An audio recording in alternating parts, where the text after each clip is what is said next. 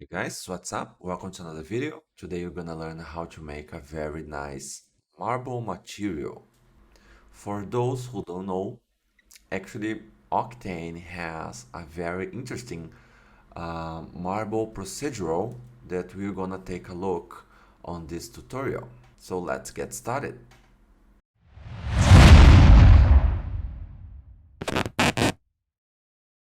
Okay, so let's take a look on this material over here. What I have here is only a marble procedural and a noise texture with a gradient texture plugged on a universal material. So let's unplug everything here. So this is what I got.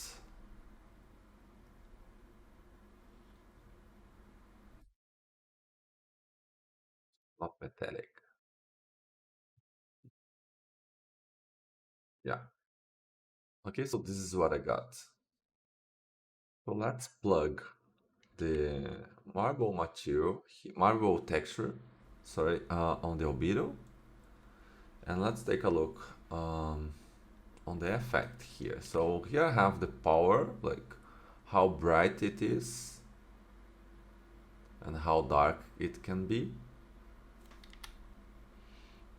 Let me decrease a little bit more, maybe something more dark. Yeah. So we have the offset, the octaves as the noise texture has this one. Marble texture has it as well, so it works in the same way. It gives more random um, to this texture, and also it gives more volume to the texture as well, so can be more dense. It's interesting effect. So we have omega. When you decrease it, the marble becomes more dense and bigger, so you can always play around with this. So this is an interesting effect. And we have the variance, so it's kind of give more gradient to the marble, and this marble effect actually when you set it to 0 disappears. Then I apply a transform value on the UVW transform, and I adjusted it as I needed, so you can always give a different look to your marble. So this is what I have done. Also, as always, I applied. Let me just bring it to here. I apply a noise texture on the roughness slot. So here to give kind of a more realistic look. You can always control it on the gradient, but the effect is quite like the same as I used on the plastic material. So for most of your materials, you can use noise texture with combined with a gradient text. So definitely it's a beautiful combination. So play around with these two guys, okay?